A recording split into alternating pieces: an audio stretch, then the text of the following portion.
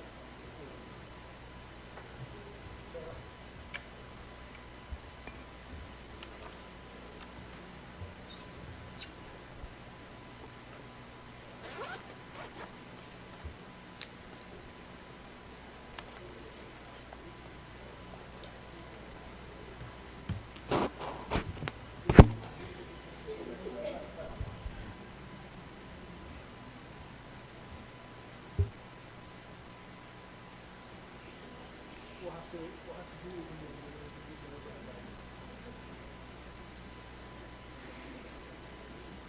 Hey, do you want to try to lower the blinds? I'm gonna call out the guy and see what he can do. And we'll drop the. Yep. What? Hmm? Drop them most of the way.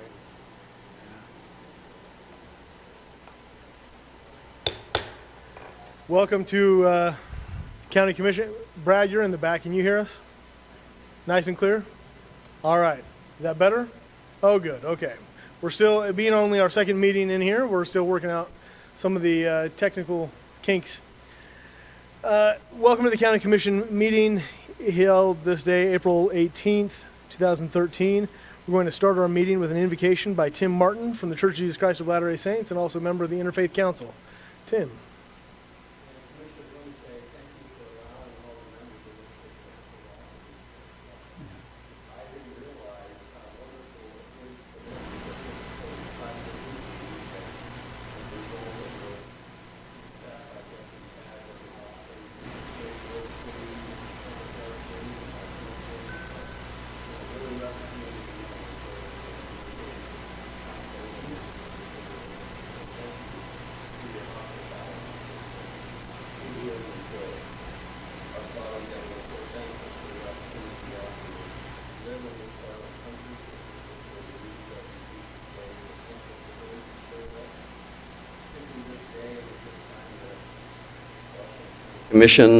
Commissioners and the staff and all those who work so hard, especially to bring this building to be and the garage to enhance the city of St. George and the county of Washington. We're so thankful that we can be part of to receive the blessings from the hard work that's gone into this. We pray a blessing now upon those who might participate in this meeting, that their ideas might be clearly projected, that they might be able to say those things that they want to say, and that the decisions and the discussions will be for the betterment of the citizens of this great county. And this we ask in the name of thy Son, Jesus Christ. Amen. Amen. Amen. Thank you very much, Tim.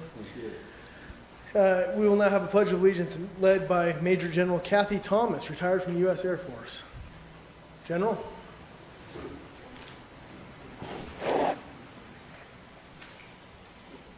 Not yet, gentlemen. I also want to have a remark or two. These chambers are so lovely.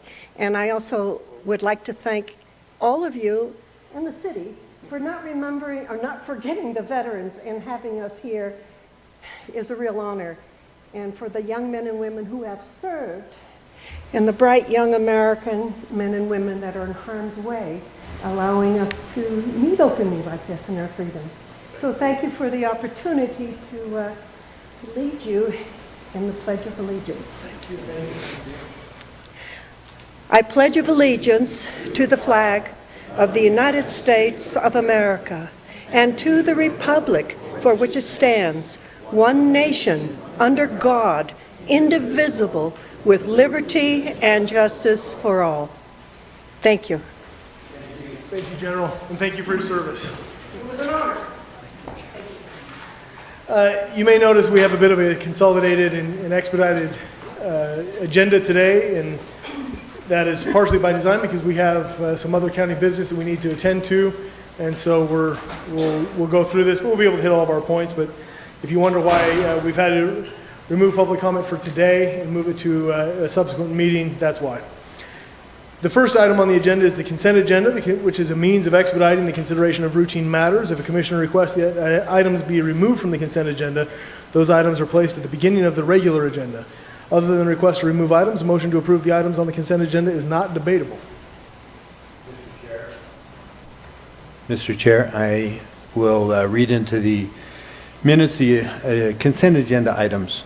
First, item A, consideration of auditor-approved claims from payment for April 5th, 2023 through April 18th, 2023. Item B, consideration of regular commission meeting minutes from April 4th, 2023. Consideration of administrative adjustments, real property. Item D, consideration of administrative adjustments for personal property. And item E, consideration of applications for property tax abatements, of which there were 3. That is my motion. Mr. Chairman, I'll second that motion. We have a motion and a second. All in favor say aye. Aye. Aye. Motion passes. Our first item on the regular agenda, I don't see Brittany.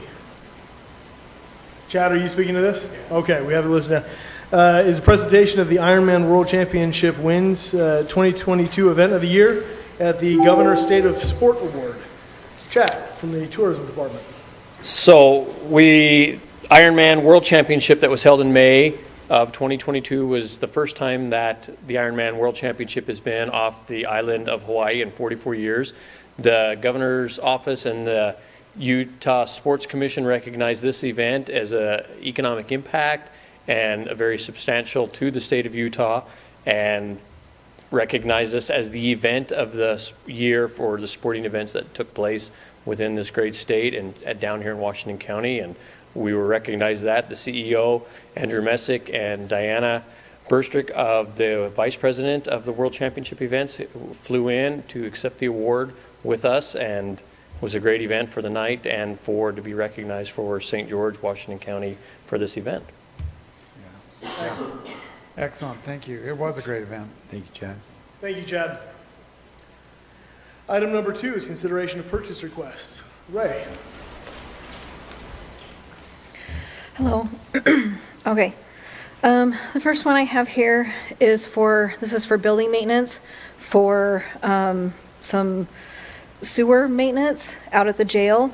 This is a single service provider. We have to get the same part from the same company that installed the sewer to make this work right. And so this is for a total of $20,583. The next couple are for the actual sheriffs in jail. Oh. Okay. Anyway. It just got louder. The first one is for a 2023 Toyota RAV4. This is for the new victims advocate that will be stationed out at the jail.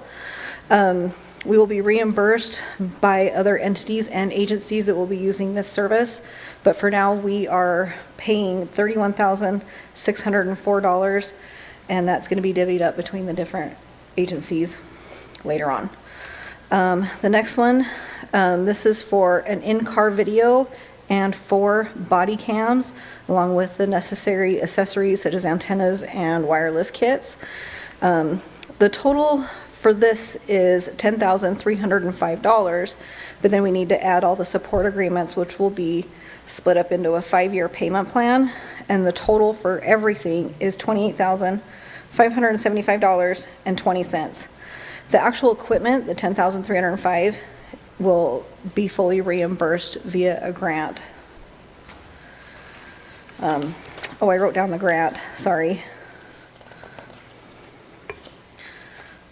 It comes from the state, from the Alcohol, Drug, and Fee Committee.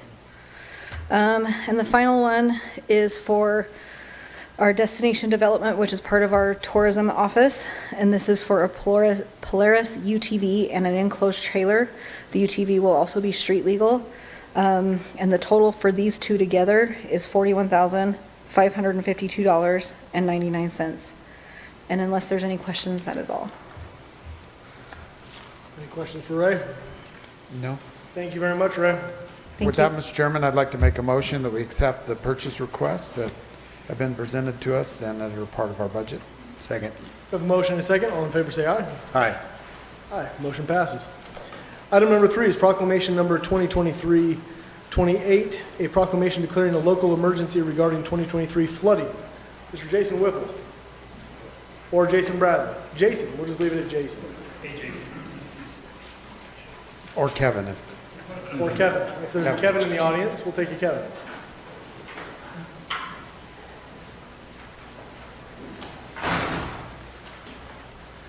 So this declaration is something that we do routinely in times of crisis or potential crisis, and that's really what's before us today. This declaration of a local emergency, it's common in emergency management, and in that it allows us to expedite purchasing if necessary. It expedites requests for assistance from state and federal resources if necessary. So it's kind of what I was describing back in the back of the room earlier. It's kind of a strategic chess move on our part. If we do have significant expenses that come from any of our floods that we've had or potentially could have, this is one of those first steps that we're required to do to ask for reimbursement or ask for assistance. I'm not here to say that we have reimbursement requests at the moment, but we could, and so I guess we're asking you to make that strategic move, and that's what this resolution is for. Okay, thank you. Yeah, I think that's very well put, Jason. Just, this is something we do routinely when we expect there's a potential for a need for, or there could be a potential disaster. And so this allows us to expedite some of the things that we might have to do in those emergencies. Luckily, up to this point, I think Mother Nature's cooperating with us, bringing that snow off, and we haven't. We did have some damage last month, whether it'll rise to a level that we need to request Yep. assistance, but we've been lucky, and hopefully we stay there. Very good. Just keep praying that Yeah. it cools and warms up very slowly and that the water just comes down quickly. But we want to be proactive in case it doesn't.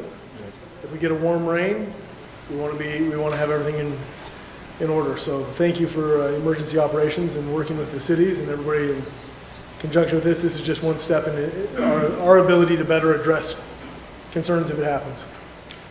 Mr. Chair, thank you, Jason. The proclamation number 2023-28, declaring a local emergency regarding 2023 flooding, I move that we approve. I'll second that motion, Mr. Chairman. We have a motion and a second. All in favor say aye. Aye. Aye. Aye. Motion passes. Item number 4 is consideration of ordinance number 2023-1229-0, an ordinance rezoning a certain portion of Washington County on Buckeye Reef Road near Leeds from the A20 zone, which is agriculture 20, to the RE40 zone, which is residential estate, 40,000 square foot minimum lot size. Hereinafter fully described in this ordinance. Scott Messel. Yes, thank you. We have a very diverse county with a lot of different areas, and over time, as some of these areas have developed, they haven't fallen in line with what our code should be. With each of our land use designations, there's a minimum lot size requirement for those. And we have an area on Buckeye Reef Road. This is, for those in the audience, this is located west, kind of west of Leeds and in Silver Valley Estates subdivision, just outside of it. On Buckeye Reef Road, we have 6 lots that are have been in existence since probably the 1960s, but the zoning was never changed on them. So we did a staff-initiated zone change to help bring the properties into compliance. And so what we are recommending, or what staff has recommended, is rezoning the properties from the A20 agricultural 20-acre minimum lot size zone to the RE40, which is residential estate 40,000 square foot minimum lot size zone. And so there's 6 different parcels in that area that are a part of this rezone. The Planning Commission held a properly noticed public hearing and recommend that the County Commission approve the zone change. Okay, thank you very much, Scott. Yep. Any questions for Scott? Seems pretty routine. And, any other thoughts from legal? Well, with that, Mr. Chairman, I'd like to make a motion that we adopt ordinance 2023-1229-0, an ordinance rezoning a certain portion of Washington County on Buckeye Reef Road near Leeds from the A20 zone, agriculture 20, to RE40 zone, residential estate, 40,000 square foot minimum lot size, hereafter fully described in this ordinance. Second. We have a motion and a second. All in favor, say aye. Aye. Aye, motion passes. Thank you, Scott. Thank you. Item number 5, consideration of ordinance number 2023-1230-0, an ordinance rezoning a certain portion of Washington County located approximately along Hidden Valley Road near Leeds from the OST 20 zone, open space transition 20-acre minimum lot size, to the RE40 zone, hereinafter fully described in this ordinance. This request is similar to the last one. We have one of the problems when the zoning doesn't meet, when there's not zoning compliance, it makes it difficult for people. Maybe it's someone looking to sell their property. And then when the title companies, mortgage companies are doing their due diligence and find out that it can't be legal non-conforming or legal. And so that is the case, and this is like the last one that staff is initiated the zone change. You can see the parcels on the map just west of I-15 near Leeds. And those parcels are currently zoned open space transition, and staff recommends that they be rezoned to residential estate, 40,000 square foot minimum lot size. That would bring the lots into zoning compliance. The Planning Commission held the properly noticed public hearing and make the recommendation to the County Commission that you approve the zone change. I can go into more detail if you'd like. Any further questions for Scott? Nope. Okay. Mr. Chair, I move that we approve ordinance number 2023-1230-0, an ordinance rezoning a certain portion of Washington County located approximately along Hidden Valley Road near Leeds from the OST 20 zone, open space transition 20-acre minimum lot size, to the RE40 zone, residential estate 40,000 square foot minimum lot size, hereinafter fully described in this ordinance. I'll second that motion, Mr. Chairman. We have a motion and a second. All in favor, say aye. Aye. Aye, motion passes. Thank you, Scott. Thank you. And one more for Scott, okay. Consideration, and number 6 is consideration of ordinance number 2023-1231-0, an ordinance adopting and amending various Title 10 zoning regulations regarding definitions, campgrounds, conditional use permits, permitted with standards, and other miscellaneous provisions described herein. Scott, for the last time. Okay. Yes, as we've been looking at some of our definitions, such as campgrounds, we had a term and a definition, but there wasn't much as far as where it was appropriate, how dense can a campground be. And this is not so much people just going out and camping on their property. This is for commercial campgrounds. And so we have gone through, we've had work meeting with the Planning Commission. We went through and talked through different type of camping options. Some you have like the overlanders. You have people wanting to pull in and stay in an RV, maybe that's towed, or sorry, a camp trailer that's towed behind their Suburban, or you may just have a family pulling up in their Subaru and wanting to pitch a tent.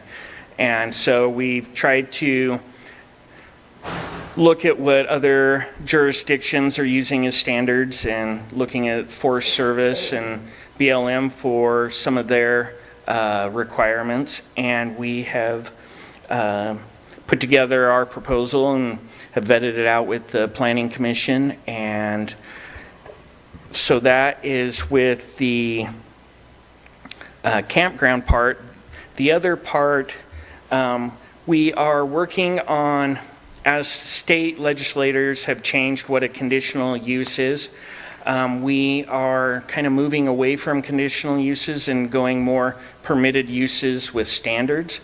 And so it would streamline things and allow more types of uses in zones, but we would have standards in place that lay out beforehand at if someone is wanting to do something, what makes it appropriate, what the standards would be in place.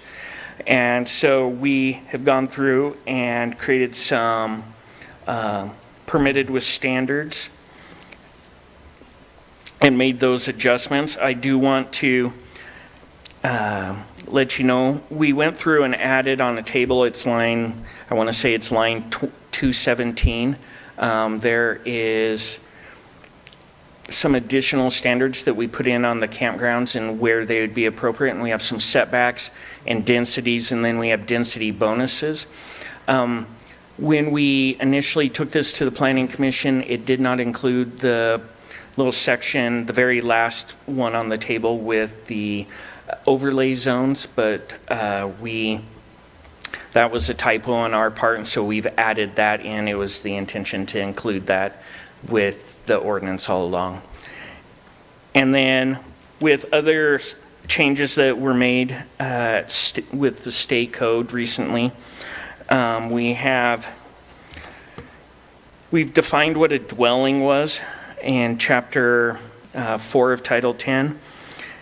Previously, it stated any building or portion thereof containing one dwelling unit occupied, designed, or intended as a residence for one family, excluding fractional ownership, timeshare, or short-term residential rental use. We had to strike out not allowing fractional ownership. The state legislators made that so that in any residential zone or anywhere there's a dwelling, you can have fractional ownership. And so there's just some cleanup that we have gone through and done, such as that. I can go into more detail if you'd like. Mr. Chair and Commissioner Iverson, this has been a process that we've gone through every ordinance and trying to clear things up for the last 4 years, primarily because we want people to come in and say, this is what we'd like to do. And then we hand them a piece of paper and say, this is what's required. And it's codified, or at least if we've come to this point.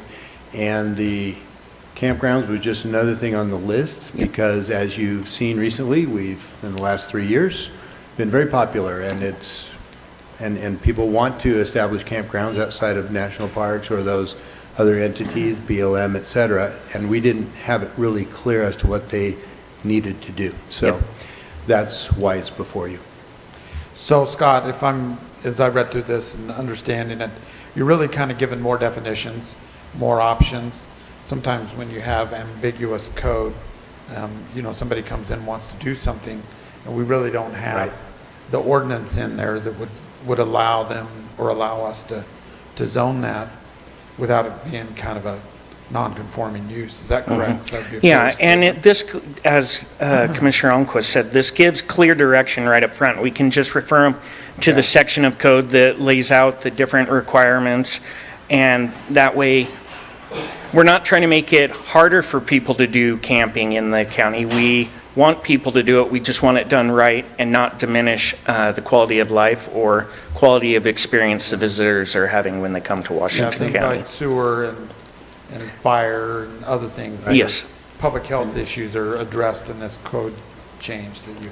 And some people say, oh, well, gee, we want to give them a tool. Yes. And some people say, oh, well, yeah, great, you just gave us a hammer.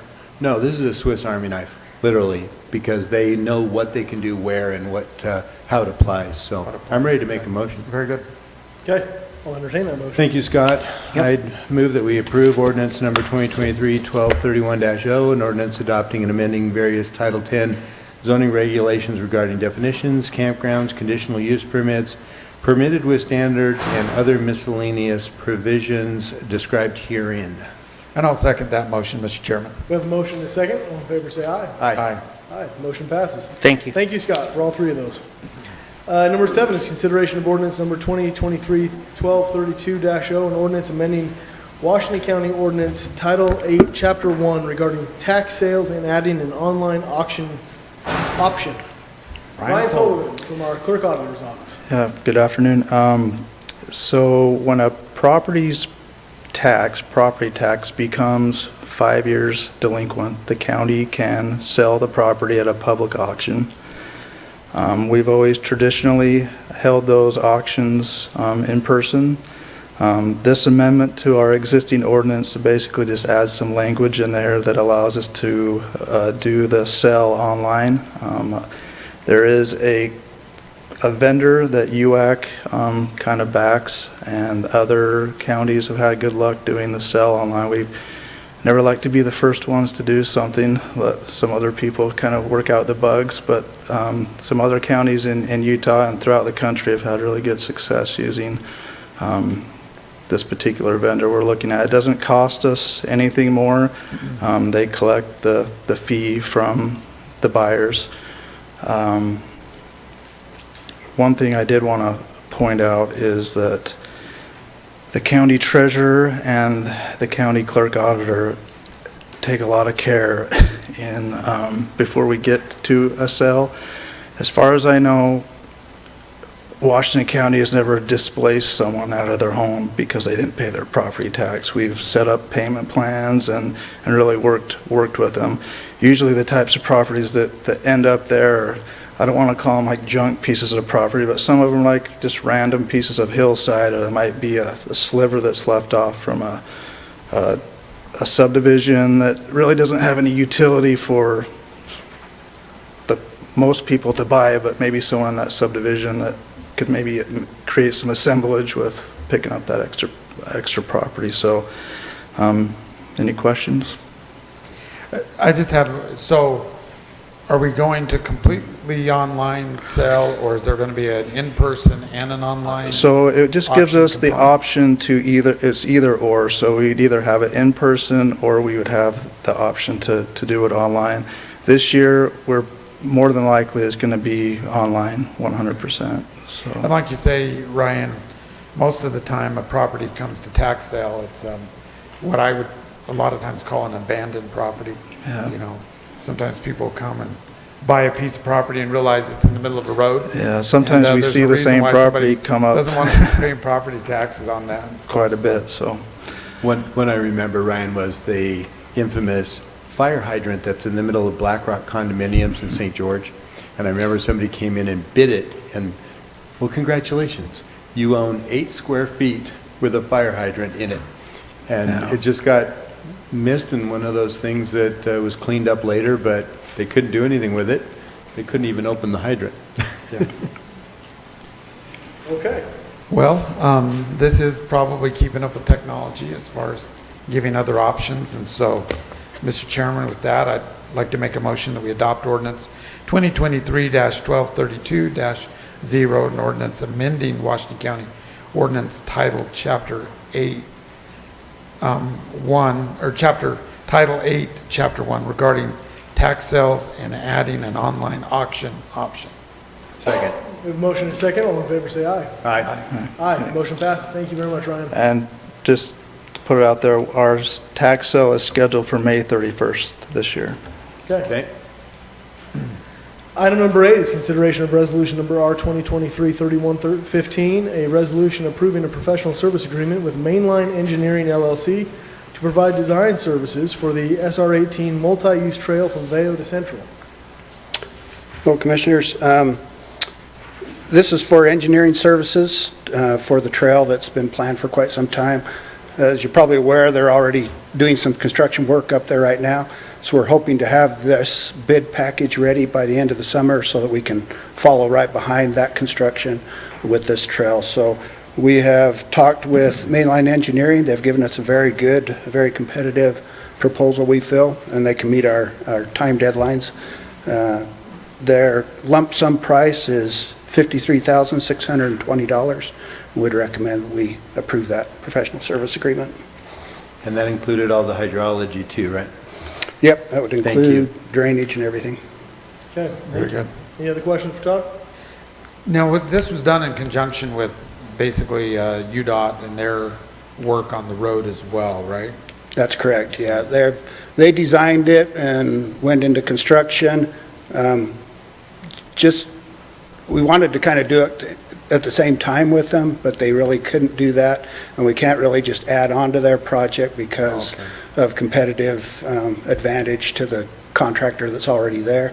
And so they've asked us to do it separately as a separate project and then just follow up right behind their project with this project. Because originally that was the discussion, is that they Right. were going to give us the grade and other types of information that we needed in the planning process, right? And we do have that, yes. They've agreed to give us all of their topographical data and their Yeah. all that stuff, so that helps a lot. That'll make this a lot quicker and easier to design. All right, thank you, Todd. Mr. Chair, I move that we can consider for approval the resolution number R 2023-3115, a resolution approving a professional service agreement with Mainline Engineering LLC to provide design services for the SR-18 multi-use trail from Veo to Central. I'll second that motion, Mr. Chairman. We have a motion and a second. All in favor, say aye. Aye. Aye, motion passes. Number 9 is consideration of our resolution R 2023-3116, a resolution approving a lease agreement for multi-agency law enforcement. Nicole Felshaw, County Administrator. Yeah, so the county had a multi-agency law enforcement team reach out to us and was seeking any type of space to lease for as long as we were willing to lease it. So we happen to have some lease space in our old administration building that is before you today to consider leasing out to them. You have an agreement before you, and my ask, I guess, today is that if you do approve this agreement, that you would approve it pending legal review, as there's still a couple of things that need to be worked out between us and the agency. Very good. Well, Mr. Chairman, I'd like to make that motion that we pass Resolution R-2023-3116, a resolution approving a lease agreement for multi-agency law enforcement pending legal review of that contract. Second. We have a motion and a second. All in favor, say aye. Aye. Aye, motion passes. Thank you. Item number 10, consideration of resolution R 2023-3117, a resolution approving a professional service agreement for drone tortoise surveys to be conducted in Red Cliff Desert Reserve. Cameron Rugby. Good afternoon, everyone. So as you guys know, one of the things that the HCP does is manage desert tortoises in the Red Cliffs Desert Reserve. We have a budget for monitoring and managing the tortoise population there. This year, what we're hoping to do for monitoring is in zones 2 through 5, the drone application. It was a method that we actually experimented with last year in zone 6 and found it to be highly successful. The drone flies above the area where the tortoises live and collects all the aerial imagery, and then they go through with their computer and neural networks and sort through hundreds of thousands, maybe an upwards of 1 million photos, and identify where the tortoises occur within the landscape. And so we found it to be really successful in Zone 6 last year. We want to try a similar approach in Zones 2 through 5, while piggybacking on the Division of Wildlife and the monitoring that they'll be doing in the same locations. This will help us to better evaluate this method going forward and improve the drone methodology, so it's kind of a long-term solution moving forward over our 25-year permit. So the agreement is with Resi Solutions. It's the same group that we worked with last year, and it's for just under $33,000. if anybody has ever had the chance, I mean, I don't know, if you like to geek out on science stuff, it's really fascinating, the photographs and the way the drone flies. And you know, it turns out when we're trying to manage a whole bunch of acreage for habitat for an endangered tortoise, that you got to count them. You got to see how you're doing and how many actually live out there. And this is a really cool way, utilizing new technology to figure out what's there. But it's been fascinating over the years to watch how this is developed and how successful it really is. So.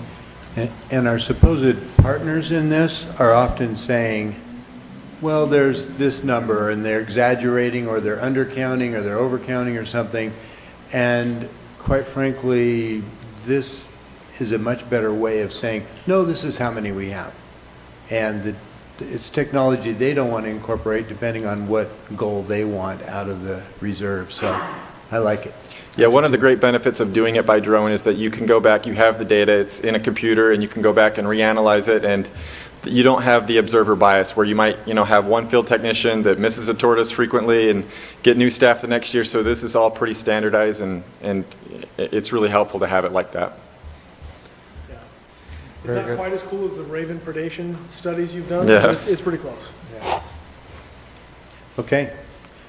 I think that's in my order. I'd love to make a motion to approve resolution number R 2023-3117, approving a professional service agreement for drone tortoise surveys to be conducted in Red Cliffs Desert Reserve. I'll second that motion, Mr. Chairman. Have a motion and a second. All in favor, say aye. Aye. Aye. Motion passes. Thank you, Cameron.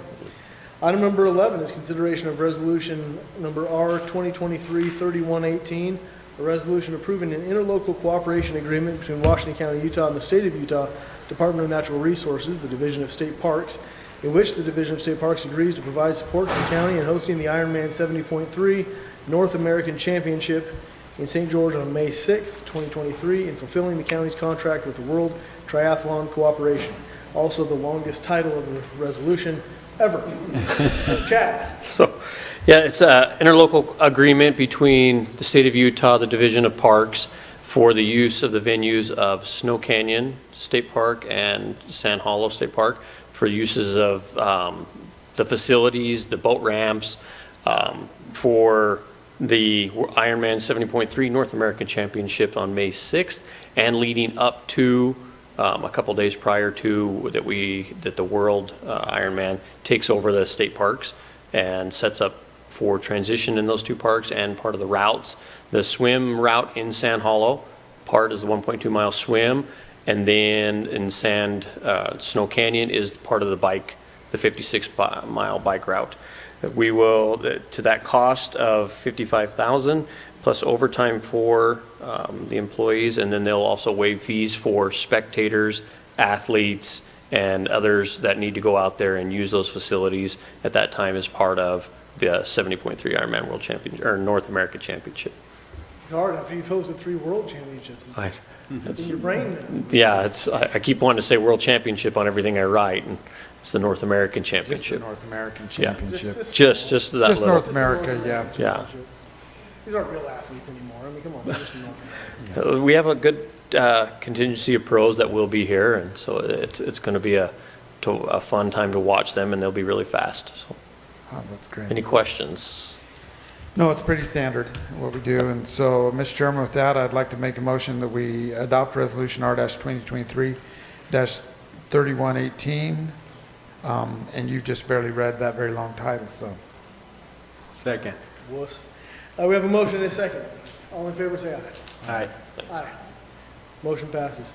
Item number 12, consideration of resolution number R 2023-3119, a resolution adjusting compensation for the Career Service Council. Devin. Yes, Commissioners. The county is required under state law to have a Career Service Council. And what that body is when a county employee is disciplined, they have a right to appeal that disciplinary action to this Career Service Council. This resolution updates some fees, or excuse me, not fees, but per diem payments to Career Service Council members when they're called to hear an appeal. This hasn't been updated for at least 10 years, as I understand it, and so this provides at least a modest payment for board members when they're called upon to hear an appeal from employees. So first hour would be $50, 2 to 4 hours would be $60, and then for a full day it would be $90. So it's not, these are great professionals who are taken away from work, and so they're probably losing money for the day if they're called upon to hear an appeal, but at least it's something to show appreciation and make sure that we're being fair to them. So that's all this resolution does. There you go. Great. Well, Mr. Yeah, Can I Can we- step in for one Yeah, second? go ahead. So, and correct me if I'm wrong, Chairman, but I was under the impression that it was 50, then we jumped to 100, and then to 200 for a full day, for more than 4 hours. Yeah, not per hour, for That's the not full per block hour. of time. That's correct. Yes. In my discussion with council as well, that was what I understood as well. Commissioners, in your individual discussions, did you have Yeah, I was kind of surprised by these numbers. the same understanding? So commissioners, those would be fair fees. Under state law, there's a cap that's imposed. And so you're limited as a county to these amounts that are required under state law. And so, again, I think those are fair, but you're limited by what the state law says on Okay. compensation for Okay. them. Well, that's a good Well, explanation. that's why we have expert lawyers, so they can review state law, and since we're a subdivision of the state, we have to reach their maximums, or in some cases, minimums. All righty, so I move, Mr. Chair, on item number 12, that we pass resolution number R 2023-3119, a resolution adjusting compensation for the Career Service Council in the amounts that Attorney Snow indicated. And I'll second that motion, Mr. Chairman. Okay, we have a motion and a second. All in favor, say aye. Aye. Aye, motion passes.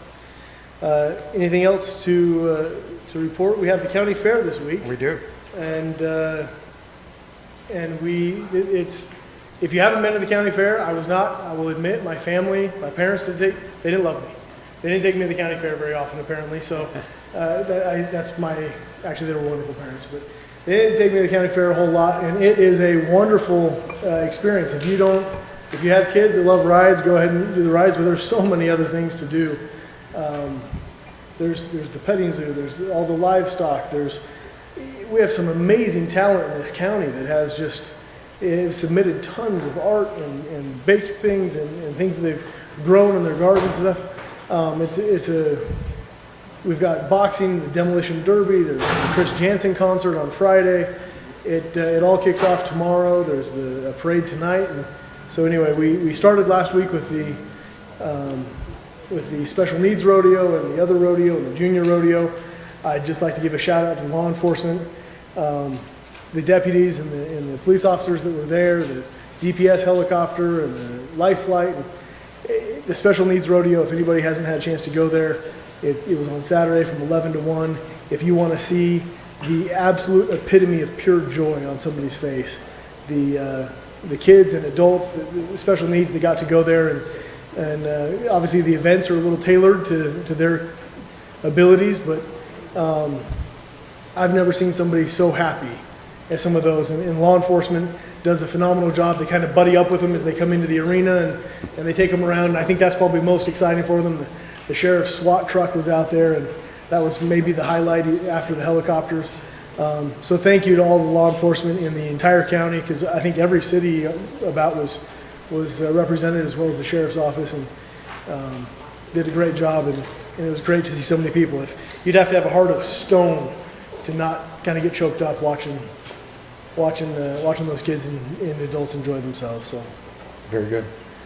I should emphasize that our road crews are out, and where we're responsible for certain county roads that often suffer during the winter, that they're out there today in Pinto and other locations trying to make sure roads stay open and deal with any flooding damage or simply what normally occurs during the winter on roads, so that they're passable for residents and recreationists alike. I move that we adjourn. I'll second that motion. moved. We're standing adjournment. Thank you.